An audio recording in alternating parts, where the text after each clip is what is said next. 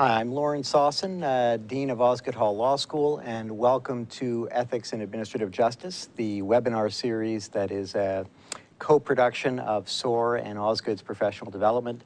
And it's a pleasure to be with you today to discuss the topic of looking into tribunals and regulatory agencies, and we're going to cover some wide ground ranging from cultures of accountability to some of the specific issues that arise in investigations and oversight reviews of tribunals and their work. And this is a challenging but increasingly important area to explore for ethics and administrative justice, but also for the broader fulfillment of a variety of statutes and internal rules of conduct. And as I said, we hope at the end of the day to speak a bit about the culture change underway in Ontario as well.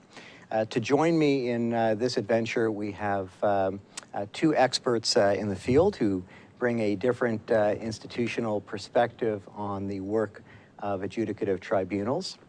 And I'll ask them in a moment to say a word or two to introduce themselves and their perspective.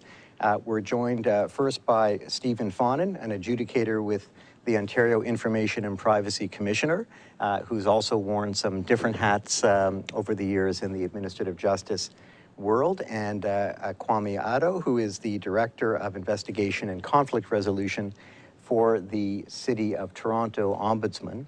And each in their role has seen, I think it's fair to say, the tribunals that one would always hope to be associated with, and some tribunals where there clearly has been a challenge responding to oversight. And we're going to hope to bring out both some of those positive and negative examples as we go along. But again, let me ask each of you to say a word or two about your own background, and Stephen, we'll start with you. Well, thank you, Lauren, and thank you very much for the opportunity to do this. I really appreciate it. And it's nice to share my knowledge with the adjudicative and administrative justice community. So I really appreciate the opportunity. I've been involved in the administrative justice community since 1998. My first role was as an adjudicator with the Landlord and Tenant Board, well, the predecessor. It was called the Residential Rental Housing Tribunal back then. Now it's the Landlord and Tenant Board. And I was there for a few years. And then I became vice chair of the Human Rights Tribunal, which was a very interesting and challenging position. And now I am an adjudicator with the Information and Privacy Commissioner's Office of Ontario. And we deal with basically written hearings. So it's oversight over municipal and provincial organizations with respect to access to information and privacy issues. So I've had a broad experience with high volume hearings, as well as sort of lesser volume hearings, but very complex issues involving matters of expert evidence and constitutional law. And now where I am, it's very much a statutory interpretation. So I've seen the gamut, and I've really enjoyed my time in the community, and I've shared my experience as a volunteer with SOAR, organizing COPA conferences, and here today. So Excellent. Thank Welcome. You. Kwame. And like Stephen, I'd like to say thank you very much for having the opportunity to be here on the panel. It's a great experience. My experience obviously is a little different from Stephen's. My background is really working for ombudsman type offices. I worked for the provincial ombudsman for almost 18 years as an investigator. My last 5 years with the ombudsman was with the Special Ombudsman Response Team. It's a unit that the current ombudsman had put together to look at systemic problems and investigate systemic issues with a specific team. So we would identify an issue that we needed to investigate, we'd throw our resources at it, come up with a report, issue our recommendations, and then move on to the next issue under investigation. Currently, as you said, I'm the Director of Investigations and Conflict Resolution for the City of Toronto Ombudsman's Office. And that's a new office that was only recently opened in April 2009. And that really comes out of the MFP inquiry.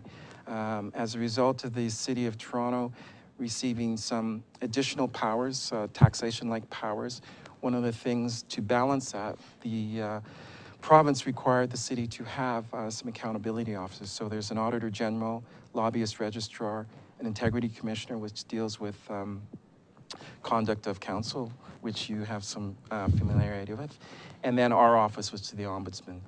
And as an ombudsman, we can look at complaints that people bring about the administration of the city. So it could be decisions, it could be an omission, anything in the course of the administration of the city, we have an opportunity to look at. We have a wide, expansive jurisdiction. We investigate all the divisions that people would normally associate with the city, but we also are able to investigate agencies like the TTC. So we have a very wide, expansive jurisdiction, not a lot of staff. We have 4 investigators, but it's been a very interesting nearly 5 years, and I'm enjoying it. So I'm going to ask you in a moment to describe sort of how a typical issue in an adjudicative tribunal can find its way to each of your desks. But before I do that, I just want to also clarify, I think for most people, when they think of looking into tribunals and regulatory agencies, they think of oversight. And this I'm now speaking both broadly, and people who are members of tribunals or tribunal staff almost always think first and foremost about courts. They think about their decisions, and everyone recognizes if you're part of a tribunal that those decisions can be challenged in one way or the other, depending on the statute, on the grounds.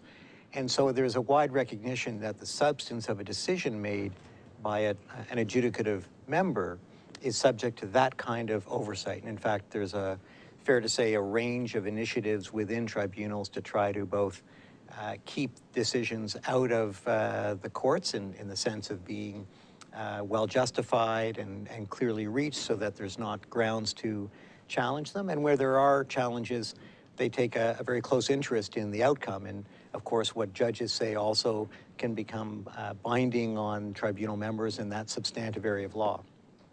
Far less attention, I think, is paid to this other kind of oversight of adjudicative bodies, of tribunals and agencies as an arm of government that interacts with the public, that has staff that, of course, also have interests and on both ends, both in terms of how staff are treated and how staff treat those who come before the tribunal, and similarly with members and with the policies and activities of these bodies. And I think that's an important distinction, that neither of you are part of structures that exist to review the substance of decision-making by a tribunal about areas within their statutory expertise. But that doesn't mean that there isn't just as important a degree of accountability for the activities of that body in relation to, and it might be privacy, it might be fairness in the sense an ombudsman would use the term, and it might be the Human Rights Code compliance if there was a human rights tribunal matter that involved another body or agency. The Fairness Commissioner, if it's a professional body, could have an interest, and so on and so forth. So there's a layering on of this kind of accountability that I think is not well understood, and it's fair to say not always welcome, viewed sometimes as an interference or interruption to the main order of business for these tribunals, which is fulfilling their statutory mandate. So with that stage setting in mind, Stephen, how do matters involving an adjudicative process, how can they find their way to your desk? What kind of privacy issue or access issue might generate the kind of dispute that you'll then swoop in to resolve? Well, it's interesting that you said that we don't really review the decisions of we're not like a court reviewing a lesser body's decision. But in fact, that's exactly what I do in terms of an access request. For example, if it's a municipality or a police force, they make a determination, someone requests access to information, and they make a determination as to whether or not they will grant that access. And I'm dealing with the access issue right now. So they make a decision.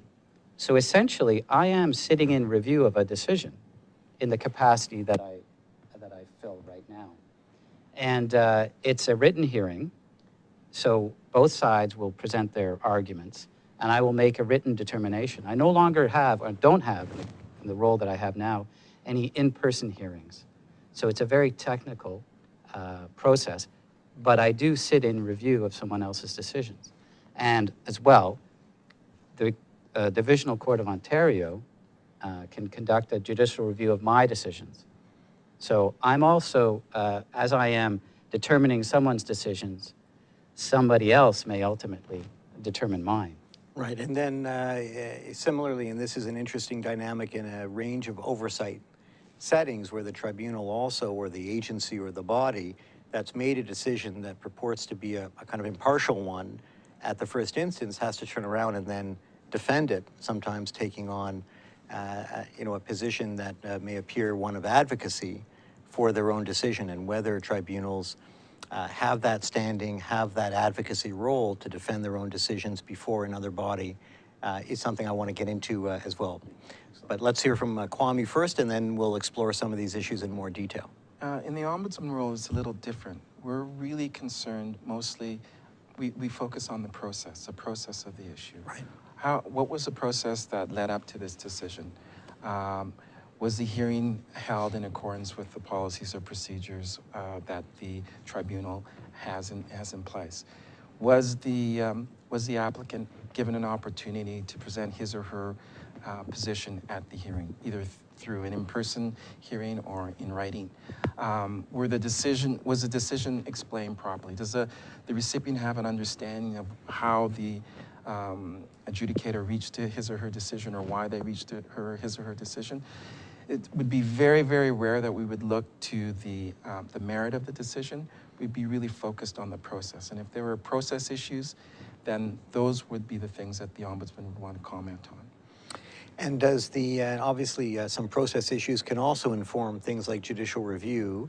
Is there a typical kind of case that in your mind distinguishes when the advice to someone should be, sounds like you have potential grounds for a fairness challenge because there wasn't adequate disclosure, let's say, and so pursue your rights to whatever body has judicial oversight over that agency or tribunal, as opposed to where it becomes something closer to a typical ombudsman kind of case? So, delay would be something that would really fall within the ombudsman's jurisdiction. We often get concerns about either the timing of the decision, the release of the decision. It's taken a long time for somebody to receive a decision, or even getting access to the hearing process itself. There could be long delays in having their issue heard before an adjudicator. And those are typically, I think, things which would fall within our purview, and we have investigated things like that in the past with good success. So let me ask you, before we delve into some specific dilemmas and areas of potential controversy, let me ask you each to comment on what I described at the outset as this increasing culture of accountability. I mean, you're both part of bodies that within our lifetime obviously didn't exist, and they're in the standards of legal evolution. These are recent creatures, and creatures that arose to counter something that we often refer to in administrative justice as practical obscurity. This is the idea that even though it might have been an open hearing room, if the location and date of a hearing are never published, that it's an open hearing room becomes in effect, not able for anyone to actually take advantage of. If you were having materials that are available but no one knew where to find them or how to get them, then again it has that aura that it was with a wink and a nod, but never meant to be seriously available to the public. And there's a whole host of areas in administrative justice like that, that now one can see taken much more seriously. So transparency about the process, delay, allocation of resources to access, how functional your website is, can people understand the standards they have to meet, and of course to looking at issues of how much detail are published in those materials or judgments. Are things anonymized or done to protect both access where it's legitimate, privacy where it's a right to be vindicated? And beyond just the scope of your own jurisdiction, do you see something of that culture of a broader sense, both by government above, of wanting to expose the activities of adjudicative bodies to more collection of data, dissemination of information, everything from expenses of chairs, down to how many people have hearings or how many decisions are reached? And then again, from user perspectives and people demanding to know more about this body, what makes it tick, what happened in my case. Is that part of a broader culture, or is it just jurisdiction by jurisdiction to each oversight body that you review it? I think from my perspective, it's tax dollars at work. People want to know where their tax dollars are going, and they want to have value for what they're paying. As a member of a tribunal, you are always, it's an honor and a privilege to serve in that capacity. So I think there's a very big culture now, movement towards accountability and transparency, especially as people become more sophisticated in the ability to find and search out decisions and to track the process through. Tribunals are under scrutiny from the media, from politics, from politicians, and from individuals that appear before them. So you have to be sure that your processes are accessible and transparent. Now, does it come from a good place? In other words, I think so. Progress. I think it's very positive. So it's more progressive than, the alternative view can be, it comes from a place of mistrust. From my perspective, I think it's a very positive thing. I mean, the concept of a star chamber is Right. is very long gone. And even courts themselves are still somewhat looked upon as put upon a pedestal. But I think we're the face of law and justice for most of the people of the province of Ontario. So we have to be accountable and transparent to them. They deserve the best. And Kwame, do you see this same evolution from what might have been space for confidentiality a generation ago, now looking like closed-door secret meetings or secret standards? There's a sense to which anything that is not transparent or part of a process that one can gain access to is somehow less legitimate. Is that something you see from an ombudsman perspective? I think that's a fair comment. I think that administrative tribunals make a lot of decisions that impact people's lives every day. Things from social benefits to intermunicipal board planning, which affects people's neighborhoods and whatnot. So people expect now to be able to understand what's going on. They want to understand the process. As you said before, what's the test that they have to meet? I think those days where you can reach decisions in quote unquote secret and decide to release a report or not release a report are long gone. People are expecting transparency. And transparency is a good thing, actually. I don't see it as being a negative, because it forces the bodies to think about the role that they play. It gives them pause about what they should be providing to complainants, because my understanding of the way administrative tribunals came to be is that they were supposed to be an alternative to the courts. They weren't supposed to be less formal than the courts. People weren't required to have lawyers represent them at tribunal hearings. The processes were supposed to be simple enough that most people could understand how they work and they could represent themselves at hearings. It seems that things have gotten away from that a little bit, and it is sort of getting to be more akin to the courts these days. So let me ask you this question. No one, at least at any tribunal I'm familiar with, builds in the idea that at some point in the process there'll be a complaint brought to the Information and Privacy Commission or to an ombudsman.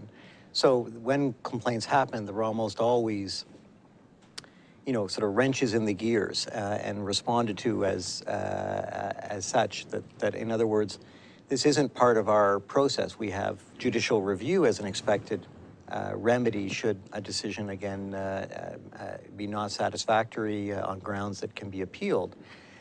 But how do you balance that need to respond to the complainant and that part of your jurisdiction for being able to give that complainant a remedy against a tribunal, in effect, from whom they feel they've been not treated in accordance with the standards to which they're entitled? And on the other hand, respecting the integrity, the independence, the autonomy of an adjudicative body. And this gets to the difference between tribunals and courts to a certain extent, because there are some things where the same person can have their same rights in their mind at stake, but when a court's dealing with it, the consequences in terms of oversight and review may be quite different than if it's a tribunal which, for all its adjudicative functions, remains also an arm of the executive government and required to be accountable as such. So how do you balance that need to respond to complainants, but at the same time, ultimate goal of respecting the integrity of a process that, just like yours, is set out in statute about advancing the public interest, so on and so forth. So, Kwame, how do you, as a person who's on the front lines of investigations and intervening, ideally before things have gotten to, a stage of more formal proceedings, how do you approach that balance? That's a very good question, Lauren. I mean, as I said earlier when we were first talking about our respective roles, it's very rare that we would want to get involved in the actual decision itself. We're more concerned really about the process, and that's really where we would focus our inquiry or our efforts. We would look at, what's the established procedure or process in place, and marry that up against what may have transpired during a respective hearing. The other thing that we've tried to do with respect to city divisions and some of the few tribunal-like agencies that we'll deal with is that try to get those agencies to establish their own complaint mechanisms, so they can try and take ownership of that complaint, rather than have to have an outside overseer take a look at it. But have you had that experience where, in contacting the body, the response, if not hostile, has certainly been that this is an unwelcome part of the process? In other words, have you developed instincts over the years that give you an insight into the culture of an organization based on the kind of responses you get to those initial overtures? So that's where we really have to do a lot of education. Spell out what our jurisdiction and what our responsibilities are. And we have to try a number of different approaches. It might be a situation, for example, I'll use the example of delay again. If the delay is a result of inadequate financing or staffing, we can try and approach it and say, look, we can be of assistance to you. If our finding is that you need more resources, that's a recommendation we can make to the government. And hopefully that will be able to enable you to get the adequate resources to let you carry out your mandate. Or we can also take it from a different perspective. Just because somebody makes a complaint doesn't necessarily mean that the complaint is founded. We're an impartial third party. We don't have a vested interest in the outcome of the complaint. And if we go in and conduct an investigation and we find that the tribunal has acted appropriately, well, that really is validation that you're doing things correctly and actually can protect you from unfounded complaints. So it really depends on which approach you take. It depends on the situation. It depends how much experience the tribunal has had with oversight type of agencies, and depending on the type of agency that they've been involved with as well. So it's an ongoing education process that we're involved in, and it doesn't really stop. And so, Stephen, how have you dealt with that balance in your own work? Okay, it's interesting because I'm going to approach it from two perspectives. First, institutional, where I am now, and secondly, personal. So with respect to the Information and Privacy Commissioner, we get complaints in two ways, pretty much. One is a disclosure of personal information that someone complains about. And secondly, that's governed by both the municipal and provincial acts. And then disclosure of health information, which is governed by the health legislation. Right. So that's triggered by a complaint. So if a complaint is not made, we won't see that. But once a complaint is made, there's various approaches. In terms of the privacy disclosure, there is a set procedure for dealing with the complaints, and people are aware of it, and it's a formalistic process, which is fine. With respect to a disclosure under PHIPAA, which is the provincial health legislation, it's a more of an informal mediative process So it's very interesting. The office has taken the decision to approach it in a more mediative, conciliatory way, involving the parties in a process of resolution in a less formalistic way. And that process itself is confidential? It is, well, because of the nature of the information. Right. I mean, we may talk about disclosing information in judgments and the push-pull between open court principle and privacy. So, I mean, that's a real Yeah. issue, and it's a real. Well, I say it because, again, coming back to practical obscurity, it solved so many problems in this field. And I remember being involved in a university tribunal that heard appeals from students over grades they felt were unfair, either because of the process or because of their own personal circumstances.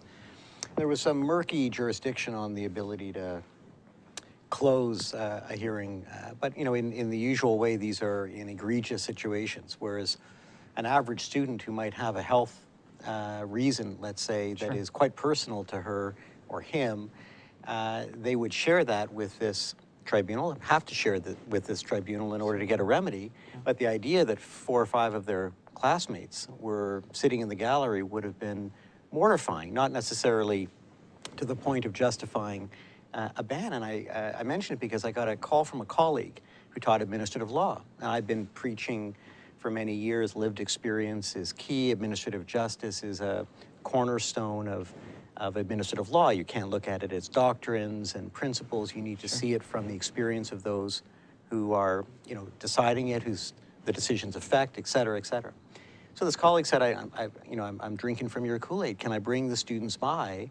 It's at the university, it's convenient, to see how this hearing works. And I understand it's an open hearing unless there's a reason to close it. Sure.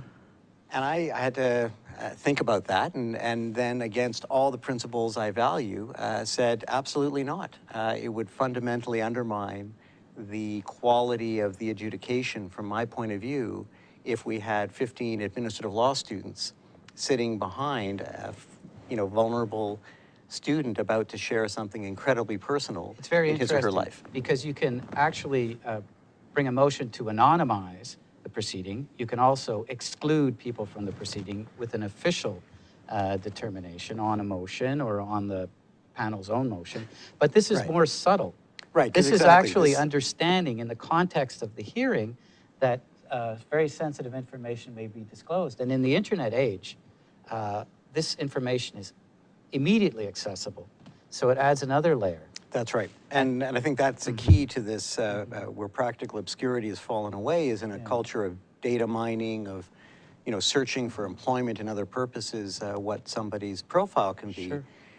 It can, access can have real cost, even though one believes in the open hearing principle for all sorts of the right values. And I mention that just to demonstrate the ways that, from the standpoint of oversight, this was something I viewed as kind of unwelcome. Not unwelcome that transparency is a bad thing, but if you put a webcam in the room for every student appeal, I think it would have a chilling effect. It would undermine the quality and the accessibility of this remedy in ways that totally frustrate why we have an appeal system. So that's something I know that each of you struggle with as well, subject to your we jurisdiction. grapple with that as well because our investigations are supposed to be confidential. And I think it's been my experience in this world is that it takes a lot of courage to file a formal complaint, to actually go through the process.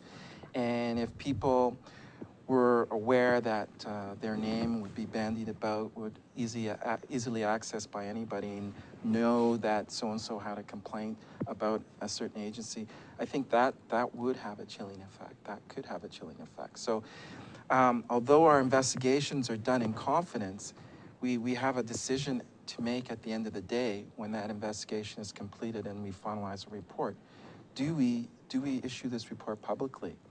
And there are a few considerations that the Ombudsman needs to take into mind. One of them is the subject matter in the public interest? Would it serve the public good to have this information out there? And then the other consideration that she often takes into account is the issue that we're investigating of a systemic nature, and would the results of that be helpful not only to the division but to the general public at large, to be aware of a particular problem, see what the remedy is, and be helpful in that way. So there is a competing interest. And I think in both of your areas, this notion that, Stephen, you introduced to follow that taxpayer dollar rationale. It's a public function, it's public funds, but doesn't that lead to, at some point in the accountability life cycle, naming names? In other words, if somebody has either, a tribunal has unreasonable delay in the experience of those who come before it, and there are individuals responsible for that, or there has been a improper disclosure or improper denial of access, at some point I think the challenge becomes people want to know who's responsible, and that accountability isn't accountability unless someone is responsible. And yet, in each of your cases, that goes against the methodology of the work to focus on naming names in that sense, I would imagine, certainly in the ombudsman context, as you pointed out, Kwame. So how do you resolve where the accountability rationale, taxpayer dollars, butts up against other overriding values, which might be protective of an individual who hasn't gone through a full legal process from having their reputation besmirched, or it may be, again, something where there could be negative consequences and a chilling effect if everything that is found in an investigation were simply disclosed and searchable on a database. Now, I'll take that from the second point that I made, which is a personal matter. I have had a complaint made against me. I've heard I don't think it's shocked to either. I've heard thousands of hearings. Yeah. Now, they've been successfully resolved in my favor. I was shocked and upset when two that I recall.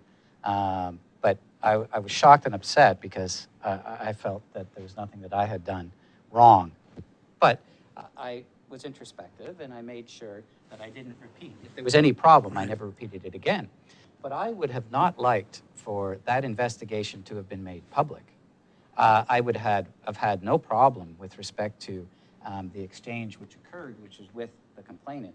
And I really wasn't involved in the investigation myself, other than to present my side of what had occurred. And this was a long, long, long time ago. Thank goodness. So I could understand how there might be a role for a disclosure of this, I guess, in a more generalized way. Let's say if there was a systemic problem, or, for example, if there was an issue of public health or safety. Let's say that there was a health discipline matter. But again, from the seat that I'm sitting in now, we have to be very cautious with respect to disclosure of personal information and information that looks innocuous, but when fed through a search engine can be very useful for other purposes, such as identity theft or just the neighbors knowing what your business is. So it's a fine and delicate balance.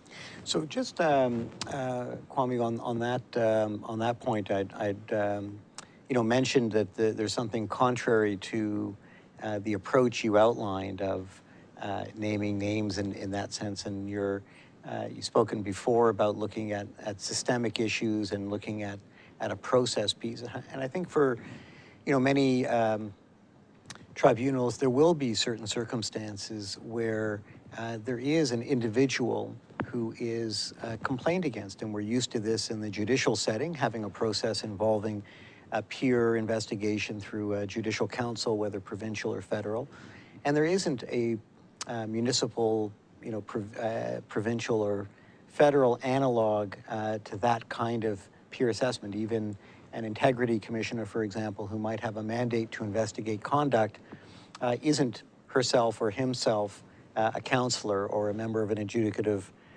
board. Do you think there is something behind that kind of peer investigation that is a missing element in administrative justice, or how do you approach that question from an ombudsman perspective? The idea that it's not a systemic issue, it's an individual issue that a complainant has raised that needs to be resolved in that individual context. So, ombudsman's investigations are not meant to be punitive. So we go in with that mindset. We're not looking to punish somebody or discipline somebody. They're meant to be remedial. We issue recommendations to prevent similar occurrences from happening in the future. And it's with that mindset that we approach our, when it comes down to issuing recommendations. I know we're in an area where people like to have people accountable, like to know who is actually responsible for making ABC decision, and those people should be taken care of appropriately. In some cases, firing if that's a situation. But I'm not sure in the work that we do if it's really that, if it adds anything to the report at the end of the day, if we name Lauren Sawson as the employee who was responsible for making that decision. It's what was in place that allowed that to happen. That's, I think, what we should be focusing on. Right.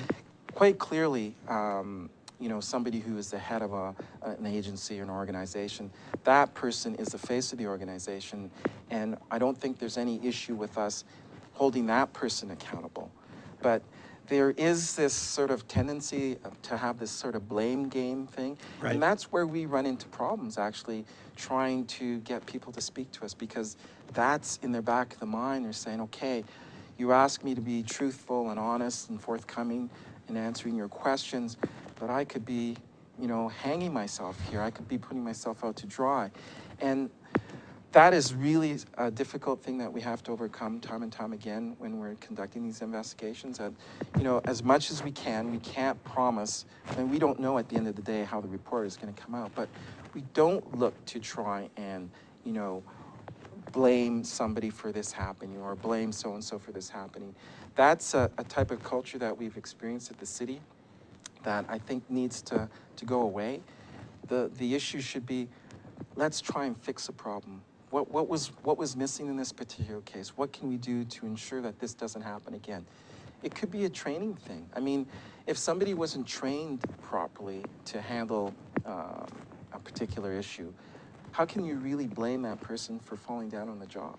Now, does that resonate, though, with what complainants are seeking? In other words, I think institutionally that may well make good sense, but it's rare that a complainant is going to wake up in the morning and be so motivated to bang on the door of a privacy commissioner or an ombudsman to seek a long-term policy shift rather than someone immediate response to their complaint. Exactly. So someone's head rolling in some context. Yeah. I think that one of the things I'd like to stress is that administrative tribunals are extremely responsive to complaints by individuals in the context of their hearing process.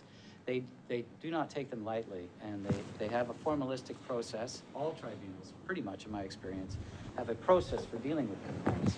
And I think that really the complainant wants a resolution for their specific problem, actually. I don't know that many complainants that want a systemic solution.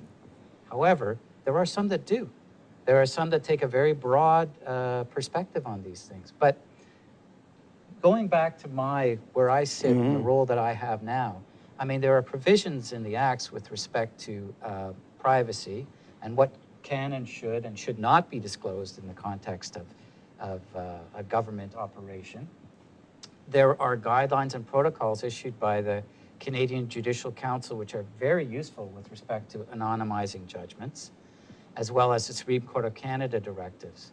So I think there may be a way to achieve both, and I think that's what you're trying to do.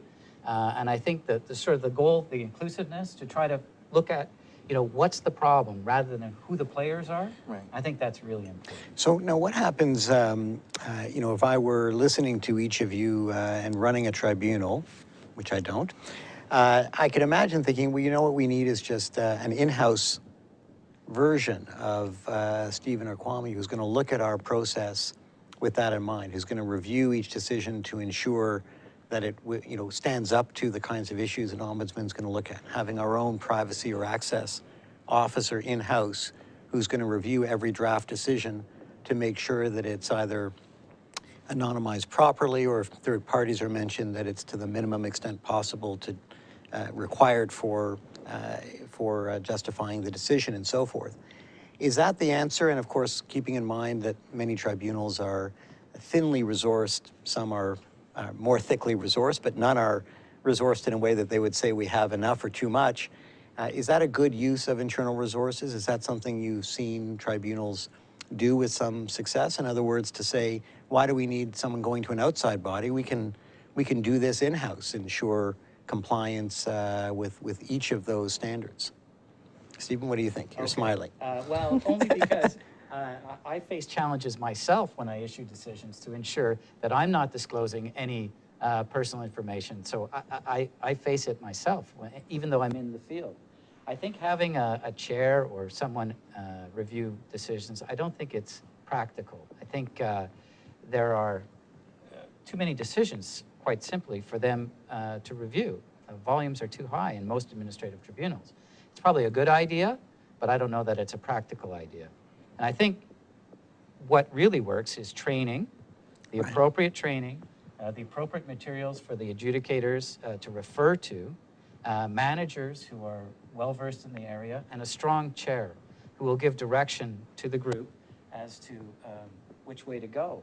And I think every single adjudicator that I've met in my experience, and I've been at 3 tribunals, is sincere, hardworking, very smart, and wants to do the best job possible. And I think if they're given the appropriate guidelines and guidance, they will succeed. But I don't think it's practical to have their decisions reviewed by one person. I think it'd be a bottleneck, and I don't think that would be efficient. Yeah, Kwame, what's your experience? I would agree with Stephen on those points. I mean, in theory, it would be a great idea, but I think that would lend itself to delays because, as Stephen mentioned, most tribunals issue too many decisions to let that fall to one person. I would echo a few of the things that Stephen said. Training is a really important aspect. Have the tribunal members trained in how to write effective decisions. And there are other things that tribunals can do that really aren't that, don't cost a lot of money. I mean, they can develop decision writing protocols or guidelines to help their members. They could decide to sort of marry up new members with more experienced members, sort of a mentorship. That person could review the new members' decisions, or even peer review. That's something that I've seen happen as well, where and a member finishes a draft and he circulates it among members for their feedback. You know, they look at it, you know, within the guidelines, and with a fresh eye, because sometimes when you're immersed in a subject or a decision, you sort of sometimes have blinders on, and it's helpful when somebody who has no involvement with the issue can look at it with some fresh eyes. So I want to come back to that parenthetical, the independence of the decision maker, because there are a number of settings in which, in good faith, as you walk down your own, kind of statutory authority to ensure that you're fulfilling that mandate, it will overlap with, and sometimes uncomfortably, with what a decision maker might view as her independence. And it may be, for example, that aspect of the account I put in which there's identifying qualities is in advancement of a statute in which we're here to hold, let's say it's over a profession, hold professionals to a standard. And fulfilling that statute requires that people know who the individuals involved were. We wouldn't be doing justice to it if the person reading this down the road wouldn't know the individual involved by, either by name or by identifying qualities. So that may not be a view you share, from your vantage. It may not line up with some of the It would protocols. depend on how it's, I mean, it's an open question now. But let's say an individual feels strongly that the integrity of my decision requires that I write it in this way. And, you know, you may call yourself an adjudicator, but that doesn't mean that you can interfere with my independence. And you may call yourself the director of investigations, but I'm fulfilling my public interest function to the best of my abilities, and it's improper for you to interfere with that. When you come across that kind of strong resistance, do you have your own line in the sand that you think is not appropriate to cross? Or do you think that speaks to a culture that needs to be addressed on the proper role for oversight or accountability bodies, that independence isn't, in other words, a shield from scrutiny so much as it is a right of the parties to a particular kind of fair and impartial decision? Well, all I know is what I do. And I think everyone who is an adjudicator should realize that once they sign that decision is theirs. They are responsible for it. However, there are processes in place to ensure, I mean, there was that there's a deviation. The deviation outside the norm is very, or should be, as limited as possible. And there's ways to do that. One is peer review that you talked about, to make sure that the decisions that are rendered fit within the generalized guideline. The other thing to keep in mind is there are reviewing courts. If you go too far afield, they will bring you back in line. And there's also a personal goal towards excellence. I mean, you want to be applying the law as it should be, as I guess it has been, unless there's a reason not to. And Right. decisions that are sort of outside the norm, sometimes they become the law. And I think this in particular, Kwame, can be a resistance, a way of articulating resistance to a role of an ombudsman, that you're getting in the way of my fulfilling Right. excellence to my mandate. And that may require, a particular kind of process that I've deemed to be appropriate for this setting. How do you respond to that expertise and context, the specificity of such a diverse body of decision makers? And I'm sure you've heard on more than one occasion, you just don't get me and you don't get us and you don't get how we work, and you're trying to fit us into a kind of cookie cutter approach to a process, whereas we understand our world better than you ever could. So, we do defer to the quote-unquote experts. They know their mandate, their jurisdiction, the type of things that they are working with every day. But I think where we have a value add is that we have a familiarity, we have a good idea of what is fair, to use that as a word. What's fair process. And that's our expertise. So we can look at how that fits within their model, their working model. And where there are issues that we feel that are not equitable or fair to the person who would be using those services, I think we have the expertise to actually point those out. We're not trying to interfere with anybody's independence or trying to become a WSIAT adjudicator, for example. That's not our role. We don't want to substitute our decision for the decision maker's decision. Again, I don't see that as being our role. But I think we are experts in process and fairness, and that's where we have to sort of use that approach to sort of try and stifle any opposition to our involvement. So, Stephen, you're an expert on privacy, for example, but it's fair to say that privacy can be driven in a considerable way by context. If you're that student who's got a health issue, Very important. Other students may not have health issues. If you're coming before a health board, everyone's going to be expected to have to disclose something of the health condition in order to meet the standard that the health boards have for the remedy being sought. So to what extent does context or that resistance to you don't understand our context, you don't understand how we operate arise in the context of your work? Now, there are privacy complaints with respect to disclosure of patient information to doctors that are complained about. Absolutely. And it was accepted that that was an appropriate and appropriate disclosure. So context is important. And I don't think that there are any hard and fast rules. I know that a complaint is personal information, a complaint about an individual. I've classified that as being containing personal information, even though it may have been done or the act may have occurred in someone's professional capacity. Right. So, as I said to you before, Lauren, this is a very delicate question, and it's an open question. It's evolving. And I think courts and tribunals are struggling with this. The balance between open court system and transparency, open tribunal system, we should say, because that's what we're dealing with here, and privacy.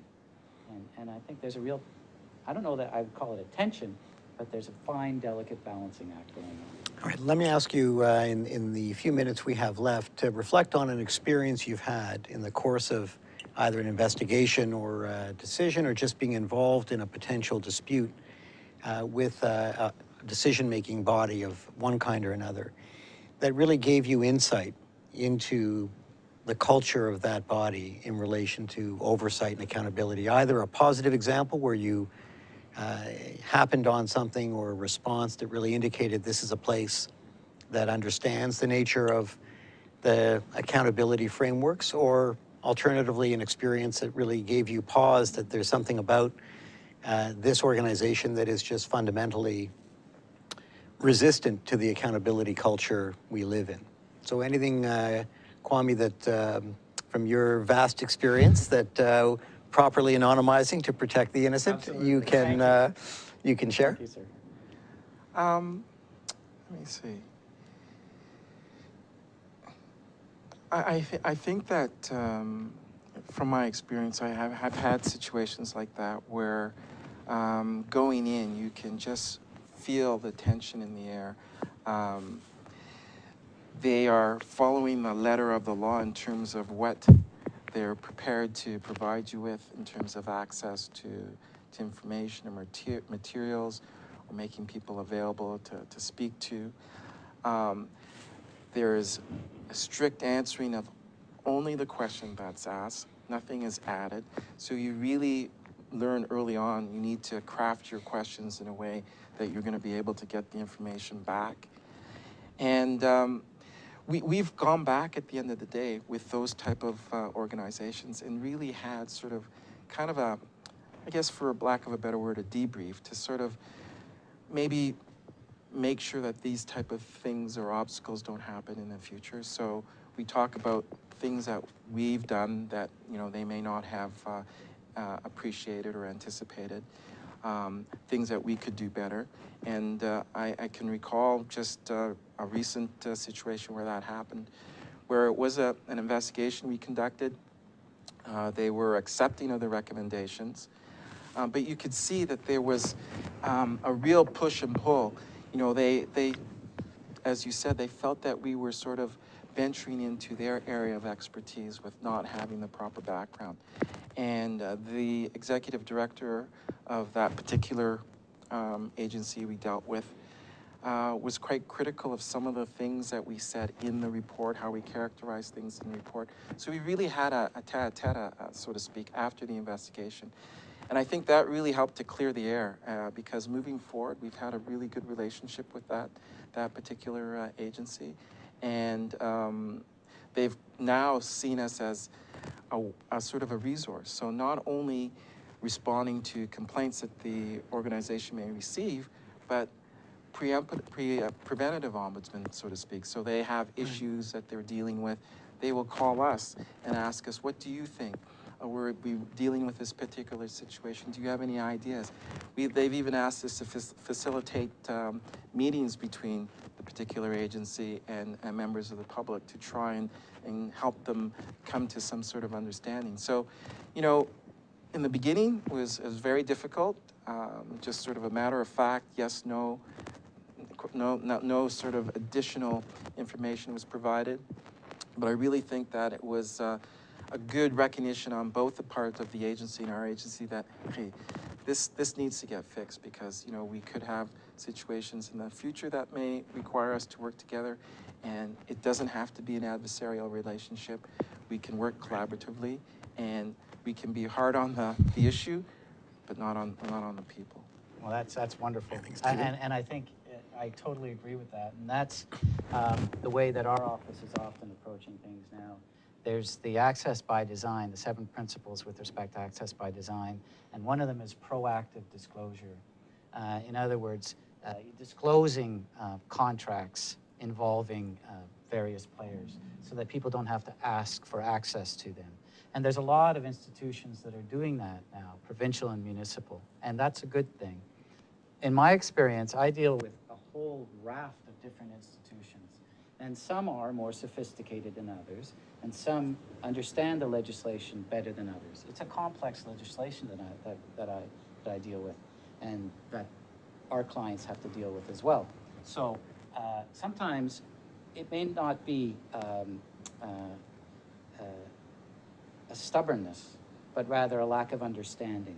So in order to communicate effectively and create collaboration, sometimes you can raise the level of sophistication, and so that there's more knowledge and awareness of exactly what to do and how to avoid the problems before they start. That's excellent. Yeah. So let me finish on this last question, which poses a particular kind of dilemma that may be difficult to avoid before it comes, because dispute avoidance often depends on parties that want to avoid disputes. In each of your offices, and in many of the others that we're looking at, whether judicial review, human rights, sometimes matters are brought to fulfill an ideological agenda, often a partisan agenda, particularly where it's a government office that's being complained against, and there's an election coming, or there's other kinds of partisan campaigns that are underway that will be served, in a sense, by your investigation, by the appearance of a body being in trouble or under review or in crisis.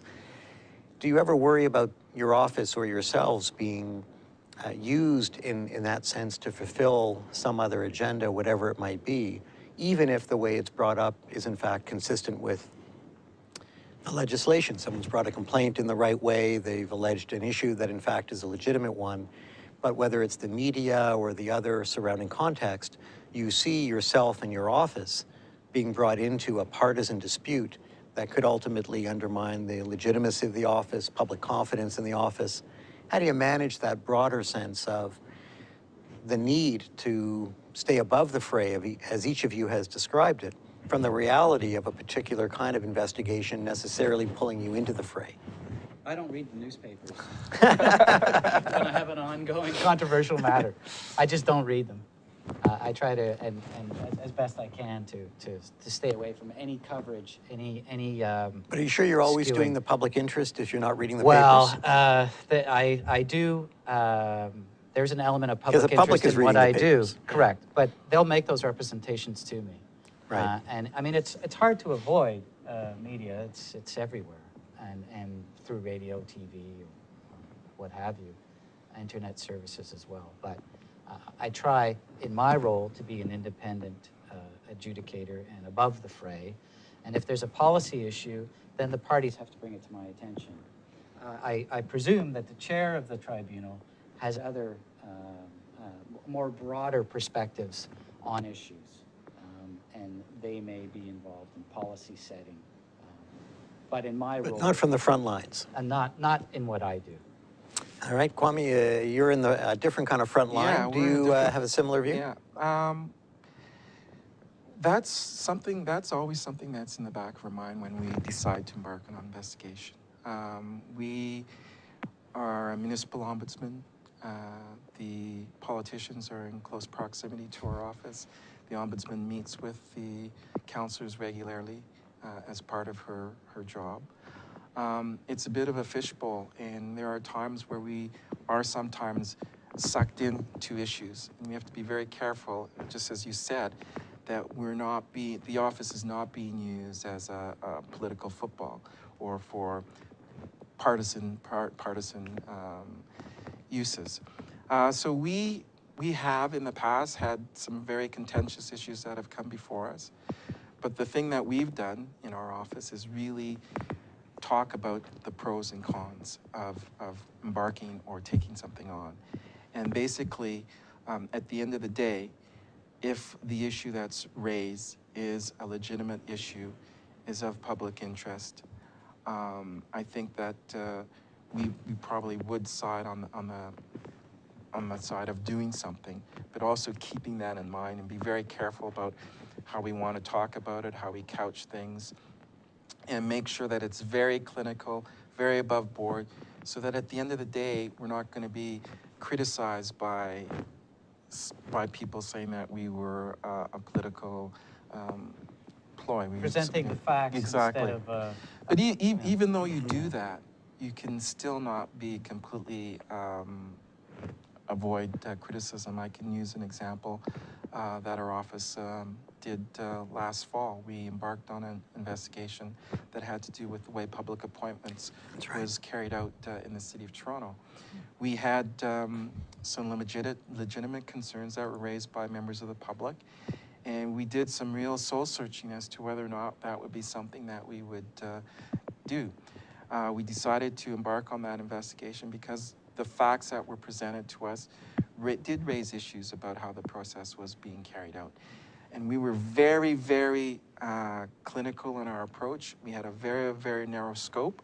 But even then... You can't control the media coverage. Exactly. Even then, when the report was finished and we presented it at council, people ran with it as they saw fit. We had criticism from councillors saying that we were used politically, that we stepped outside our bounds, our area of authority. Members of the media tried to find their kernel that they could take away and run with it. So it was a very, very difficult situation. But at the end of the day, that report was endorsed by all the council. So we felt very comfortable in the fact that we did reach the right decision. The report was properly done. It was thorough. It was objective. I think that's all we could really hang our hat on. No, I think you've each done a terrific job of reflecting just the balancing exercise that goes part and parcel with this oversight and review function of any decision of a tribunal, whether on the process, on the privacy and access, and if we had, conflict of interest commissioner or integrity commissioner, human rights commission, fairness commission, all the different bodies that have some mandate to do this. I think the same balancing would come into light. I think the challenge for tribunals and those who are part of them is not so much that individual interaction with one oversight body, but in some ways the cumulative oversight, the interaction with so many bodies that can overlap in the sense of a particular decision that might give rise to a judicial review and an ombudsman complaint. There can be a disclosure that reaches your office. There could be an ethics conflict of interest issue that reaches the commissioner there. And I think for all tribunals, this issue of how to build in a culture that is both responsive to all these different jurisdictions and to the integrity of the body, the independence of the members, the users ultimately who are going to be entitled to that fair and just decision. All of this is a real sign of the time we're living in, that this has to be front and center for tribunals. So I want to thank each of you, Stephen and Kwame, for sharing your views on what is, for most members of tribunals, the call they hope never to get. Hi, it's the ombudsman. But, I think we have a privacy issue we need to discuss. Right, yeah. But at the same time, when you get that call, if you're ready for it, it's almost assuredly to end up in a better result for everyone involved and for the public. So with that, thanks to all of the production team behind the Ethics and Administrative Justice webinars, and we look forward to the next installment and to your questions, comments, and feedback. And for now, we're adjourned. Thank you very much. Thank you.